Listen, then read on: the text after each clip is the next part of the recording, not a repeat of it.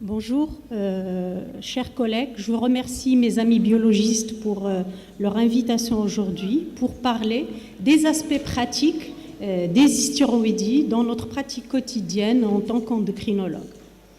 Alors, il faut savoir que la pathologie thyroïdienne représente le deuxième grand motif de consultation après la maladie diabétique dans notre suivi en endocrinologie et diabétologie. Pour le problème des dysthyroïdies, se pose essentiellement le problème des formes frustes en général, soit d'une hypothyroïdie fruste, soit d'une hyperthyroïdie fruste. C'est là que nous, cliniciens, on est confrontés à une difficulté pour le diagnostic positif. Alors, pour la prise en charge de la dysthyroïdie, il faut d'abord la reconnaître cliniquement, en dehors des formes frustes. Quand on a un tableau très parlant, soit d'un hyperfonctionnement thyroïdien, soit d'un hypofonctionnement thyroïdien, là, le problème ne se pose pas. Le premier bilan auquel on est confronté d'emblée, c'est la TSHMI, on le sait. Pour l'examen de la thyroïde, des fois, c'est un examen qui ne rapporte pas grand-chose quand le volume thyroïdien est modéré et qu'il n'est pas le siège de nodule. Par contre, l'examen est facile quand le nodule est visible ou bien quand l'hypertrophie thyroïdienne est manifeste. Maintenant, quel examen complémentaire prescrit chez notre patient qui consulte pour une pathologie thyroïdienne? C'est là la question. Ça dépend et on va y aller vers une hiérarchie des examens, y aller du moins coûteux vers le plus Concernant la thérapeutique, il faut savoir indiquer le traitement adapté pour chaque patient, traitement médical ou chirurgical ou irathérapie, et surtout éviter, si possible, la chirurgie. Si elle n'est pas réellement indiquée, il faut l'éviter parce qu'on connaît les complications post-chirurgicales de la thyroïde, notamment l'hypocalcémie définitive par l'atteinte ou l'ablation des glandes parathyroïdiennes et aussi par le problème de phonation quand il y a l'atteinte des nerfs récurrents. Et pour le suivi des maladies présentant la pathologie thyroïdienne, il faut très bien parler du diagnostic de la maladie. Malheureusement, des fois, nos patients ils sont suivis, ils ramènent leur bilan, on ajuste les doses, les collègues ajustent les doses, mais malheureusement, quand on pose la question à notre patient, est-ce que vous connaissez le diagnostic de votre maladie? Malheureusement, des fois, le patient n'arrive pas à répondre. C'est très important d'asseoir le diagnostic d'une dysthyroïdie. Si c'est une hyperthyroïdie, il faut vraiment asseoir le diagnostic, dire au patient, est-ce que c'est une maladie auto-immune, qui est une maladie base de ou autre? Est-ce que c'est des nodules thyroïdiens? Est-ce que c'est une cause médicamenteuse? Et auquel cas, expliquer, est-ce que c'est un suivi au long cours et donc on a affaire à une maladie chronique, ou bien c'est juste un suivi pour asseoir le diagnostic et proposer le traitement radical définitif. Et aussi, chose très importante, on va parler vers la fin de la problématique de la prise en charge de nodules thyroïdiens simples, c'est-à-dire non sécrétants, rassurer le malade, quant aussi de bénignité, et vraiment ne prononcer le diagnostic de malignité qu'après la preuve histologique. Alors pour le rappel fonctionnel de la fonction de la thyroïde, donc il y a l'unité fonctionnelle qui est la vésicule. Donc la vésicule thyroïdienne, elle est formée de thyréocytes, qui sont les cellules thyroïdiennes, qui sont représentées en palissade, et au centre, il y a une structure appelée la colloïde, qui est formée essentiellement du polypeptide, qui est la thyroglobuline, qui est la protéine qui, quand elle est liée à l'iode, elle forme les hormones thyroïdiennes. Alors, pour la cellule thyroïdienne, elle a un pôle apical lié à la circulation et elle a un pôle basal lié à la circulation générale et elle a un pôle apical en rapport avec la structure colloïdienne. Pour la fonction proprement dite du thyroïde, c'est la synthèse des hormones thyroïdiennes. Ce sont les iodules qui sont captés par l'alimentation arrivent à la circulation générale, ils sont absorbés au niveau du thyroïdocyte grâce à un transporteur du sodium et de l'iode, c'est ce qu'on appelle un sympportone. Et ces iodures vont arriver au niveau de la colloïde. Là, ils vont se lier à la thyroglobuline, ils vont subir une oxydation et former des complexes thyrosilés en 4 ou en 3 pour former les hormones thyroïdiennes. Après, la thyroglobuline va libérer les hormones thyroïdiennes et passer dans la circulation.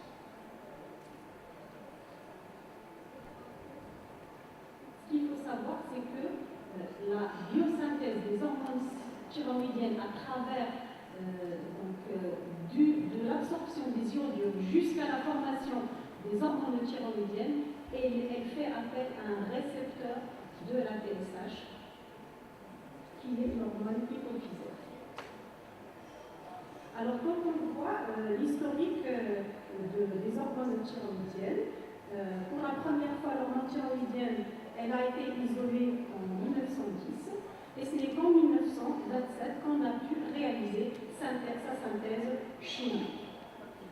Alors, les hormones, les dysfonctionnements thyroïdiens intéressent essentiellement la pathologie de la femme, et surtout au moment des pics des perturbations hormonales, c'est-à-dire en péripuberté, vers la grossesse et en périménopause.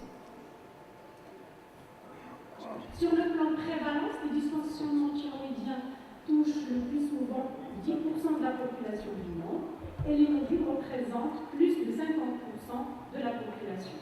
L'hypothyroïdie représente à peu près 2%. Dans la majorité représentée chez les femmes, et souvent il y a un contexte familial d'hérédité d'une dysthyroïdie particulière, on verra lesquelles, et aux alentours de l'âge de la cinquantaine. Elle peut être aussi congénitale, elle est rare, elle représente une sur 500 000 naissances. L'hyperthyroïdie, quant à elle, elle touche environ 1% de la population, 10 fois plus chez la femme que les hommes, et 80% des hyperthyroïdies sont représentés par la pathologie auto-immune la plus fréquente, qui est la maladie de Weill. Alors, quelques chiffres au Maroc. On sait que le Maroc, il est situé dans une zone de carence iodée. En 1993, une enquête réalisée, elle a montré chez une population entre 6 et 12 ans, elle a montré quand même que plus de 50% des enfants avaient un déficit en iode et que environ 22% avaient un goitre, d'où le programme d'iodation des sels alimentaires qui a été adopté en 1995 et revisé en 2004. Même après cette iodation des sels alimentaires, on a remarqué que quand même, il n'y avait pas donc, un apport suffisant et quand même, il y avait quelques chiffres qui montraient la carence en iode et donc l'hypothyroïdie conséquente.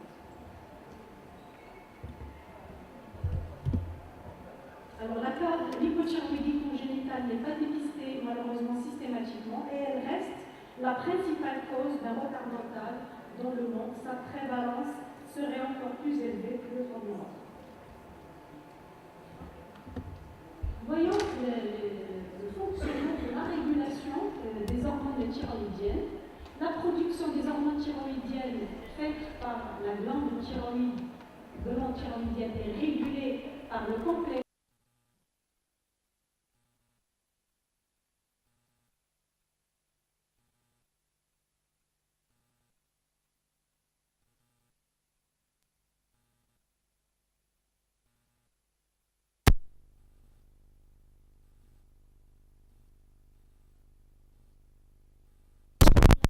de la TSH ainsi que la sécrétion de la TRH, ce qui montre que lorsque on a une hyperthyroïdie manifeste, le premier paramètre à être perturbé étant la TSH.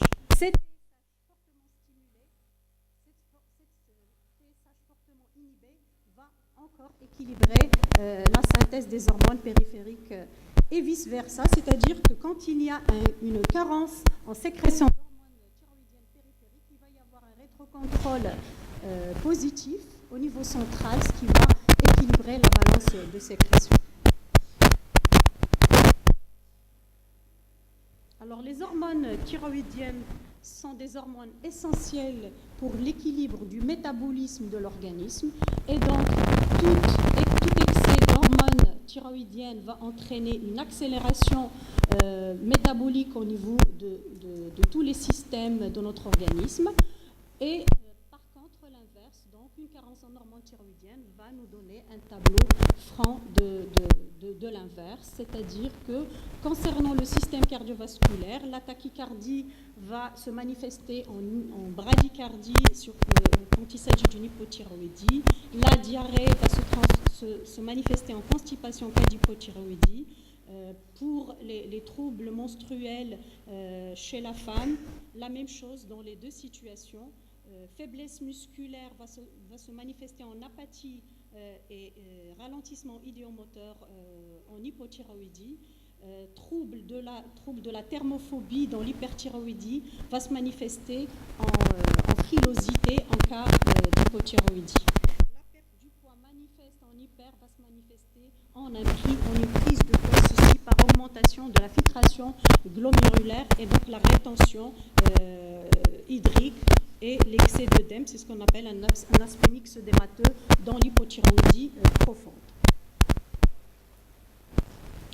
Pour l'examen clinique de la glande thyroïdienne, elle obéit donc à une règle particulière. On examine le patient, il est assis, le médecin se place en arrière et il essaie de palper la région cervicale du moment que la glande thyroïdienne siège au niveau de la région antérieure du cou. Et on demande au patient de faire baisser le menton tout simplement pour relâcher les muscles sternocléodomastéolidiens qui siègent de part et d'autre de la glande thyroïde. Et on place l'index et le majeur de chaque main, de chaque côté de la trachée pour pouvoir palper la partie superficielle de la glande thyroïde. Comme quoi, l'examen clinique il doit être toujours complété par un examen échographique quand on suspecte une pathologie nodulaire thyroïdienne pour voir les nodules qui siègent parfois en profondeur des lobes thyroïdiens ou bien au niveau de la région isthmique. Donc c'est un examen qui va se faire spontanément et aussi à la déglutition, tout simplement parce que la glande thyroïdienne, elle siège en avant du carrefour aérodigestif supérieur. Voyons les hypothyroïdies.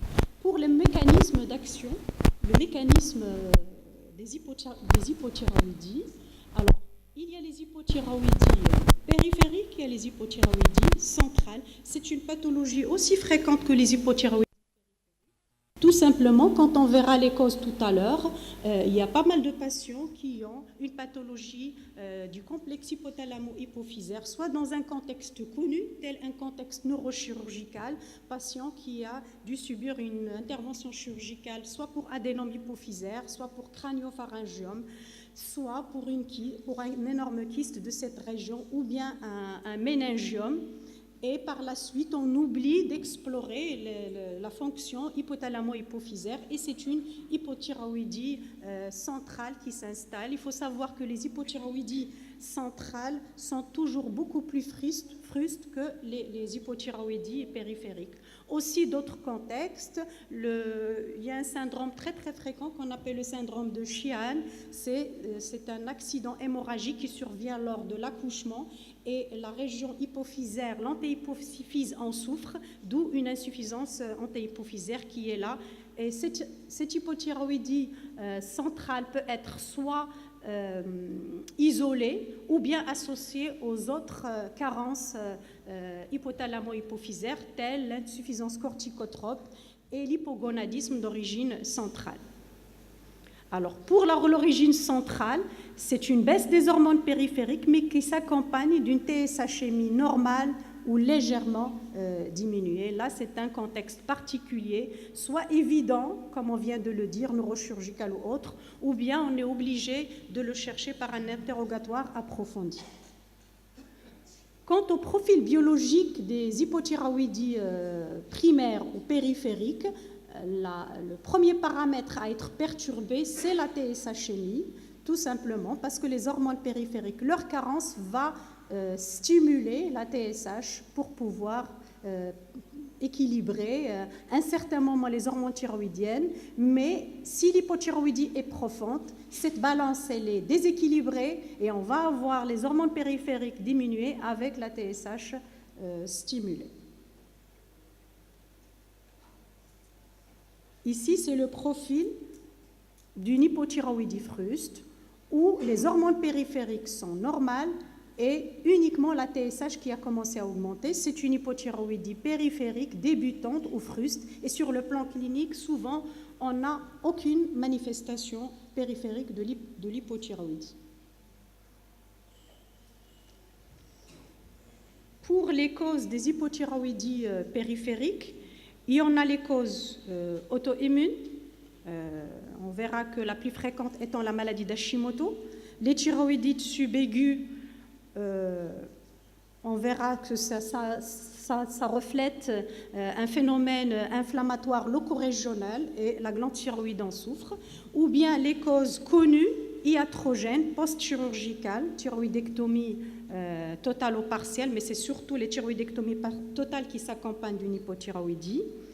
Une irradiation externe, un traitement par de l'iode radioactif, ce qu'on appelle l'irathérapie radicale, qui entraîne l'hypothyroïdie définitive, traitement par de l'iode radioactif, les causes médicamenteuses, on verra qu'il y a certains psychotropes qui seraient responsables d'hypothyroïdie périphérique, tels le lithium par exemple, les carences en iodé, et il y a les autres causes rares, telles que les maladies infiltratives, ou bien les maladies congénitales, telles une ectopie thyroïdienne ou anomalie de l'hormonogénèse. Les causes centrales, on vient de les citer, ce sont essentiellement les causes tumorales. Et à ce moment-là, le processus, il comprime la tige pituitaire, et donc, soit on a une hypothyroïdie isolée, soit c'est une hypothyroïdie qui est associée à d'autres déficits, et ce qu'on appelle le syndrome d'un panhypopituitarisme. Les causes infiltratives et inflammatoires, l'hypophysite auto-immune, sarcoïdose, histiocytose. Les causes iatrogènes connues, soit après une cure neurochirurgicale ou bien après une radiothérapie. Alors, le cas le plus fréquent des hypothyroïdies périphériques étant la maladie d'Hashimoto. Alors, si le tableau clinique est très parlant, tel une prise de poids, tel un aspect infiltré, troubles phanériens, chute des cheveux, ongles cassants, asthénie, une bradycardie manifeste, à ce moment-là, le tableau clinique il est très très parlant et l'examen qu'on doit demander en premier lieu étant la TSHMI. Des fois, on a un résultat qui est subnormal ou bien à la limite supérieure, alors qu'on a un tableau clinique très parlant. C'est là où on vraiment se pose la question, est-ce que c'est un bilan biologique qui concorde avec notre tableau clinique ou bien il y a une erreur quelque part? C'est là où on sera des fois confronté à faire un autre dosage dans un autre laboratoire. Donc, c'est l'examen de première intention quand on suspecte une hypothyroïdie périphérique, surtout dans la forme débutante. Et les hormones périphériques, dans ce cas-là, ce n'est pas la peine de les demander parce qu'on a une clinique très parlante. Par contre, l'examen qui viendra après la TSHMI, c'est rapporter cette hypothyroïdie à une cause auto-immune. Et dans ce cas, ça sera les anticorps antithyroperoxydase qui viennent confronter le diagnostic de la thyroïdite d'Hashimoto. Donc les autres examens finalement n'ont pas d'importance dans le diagnostic de la maladie d'Hashimoto dans sa forme d'hypothyroïdie. Donc les autres examens n'ont pas de valeur, mais c'est surtout poser le diagnostic par la TSHMI et rapporter cette hypothyroïdie à la maladie d'Hashimoto nous suffit pour poser le diagnostic. À ce moment-là, le traitement, c'est simple, ça sera une substitution de cette hypothyroïdie par les hormones thyroïdiennes d'une manière suivi régulier.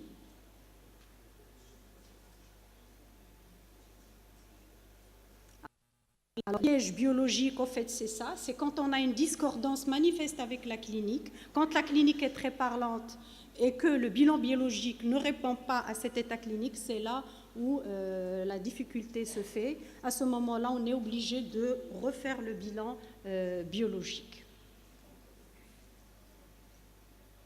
Alors, le traitement substitutif, c'est de la L-tyroxine d'une manière progressive. Le bilan nécessaire pour le suivi de la substitution de cette hypothyroïdie, étant la TSHMI, et c'est un bilan, il faut attendre toutes les 6 ou les 8 semaines pour pouvoir adapter la dose. Donc ça ne sert à rien de substituer, de demander cet examen 1 semaine ou 2 semaines après. Il faut patienter et attendre au moins les 4 à 6 semaines, 6 à 8 semaines pour pouvoir adapter la dose.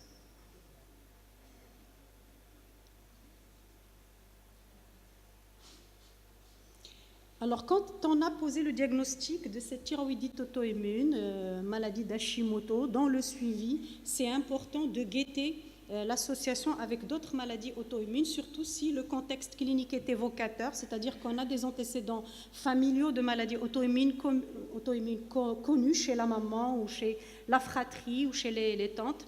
À ce moment-là, la thyroïdite auto-immune étant une maladie auto-immune spécifique d'organes, donc il faut chercher les autres, comme la maladie d'Addison.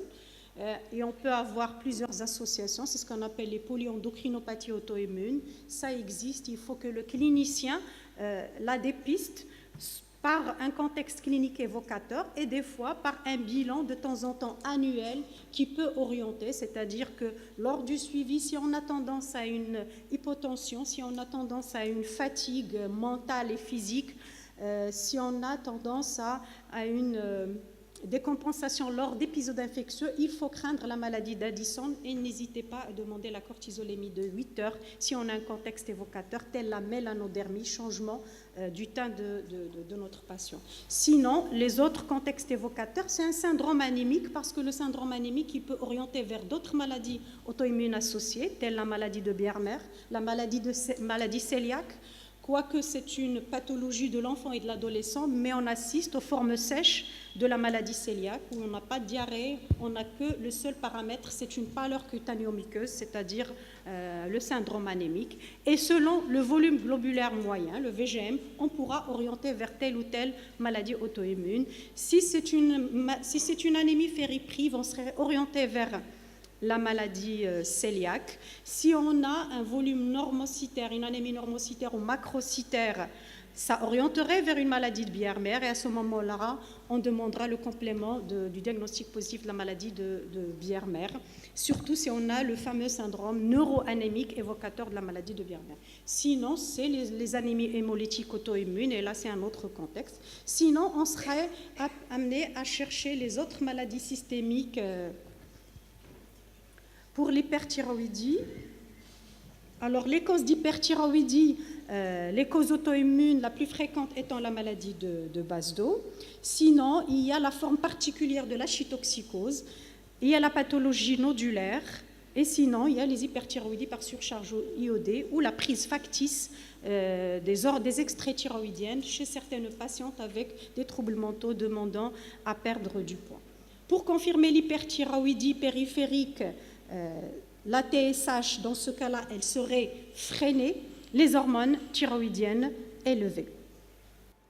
Pour poser le diagnostic de la maladie de Basedow, ce sont les anticorps antirécepteurs de TSH. La scintigraphie n'a pas de place, surtout quand on sait que la maladie de Basedow, elle serait souvent associée à une orbitopathie, c'est-à-dire une exophthalmie des fois asymétrique, des fois bilatérale. Le traitement de la maladie de Basedow est avant tout médical, durant 18 mois ou 24 mois. Sinon, si elle récidive, on peut proposer les autres moyens thérapeutiques, tels une thyroïdectomie totale ou une irathérapie.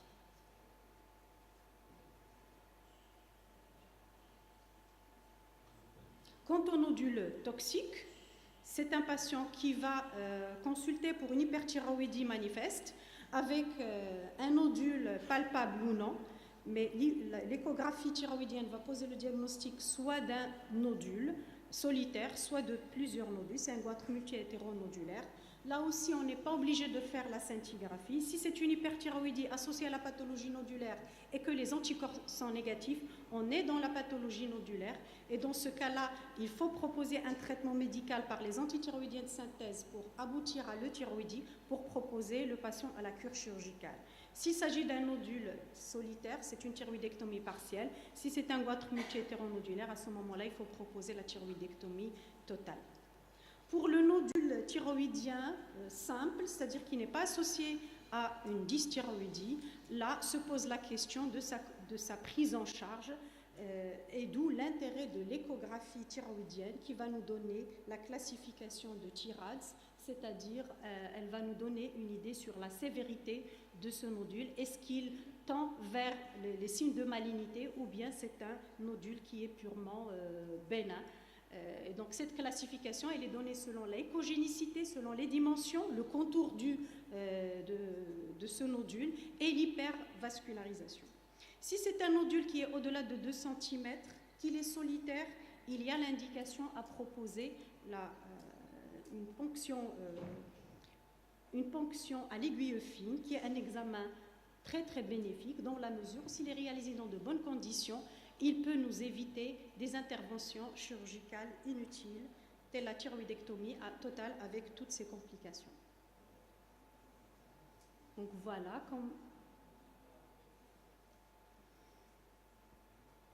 Alors la prise en charge des dysthyroïdies nécessite une hiérarchie des explorations complémentaires, aller du plus simple au plus invasif au plus compliqué.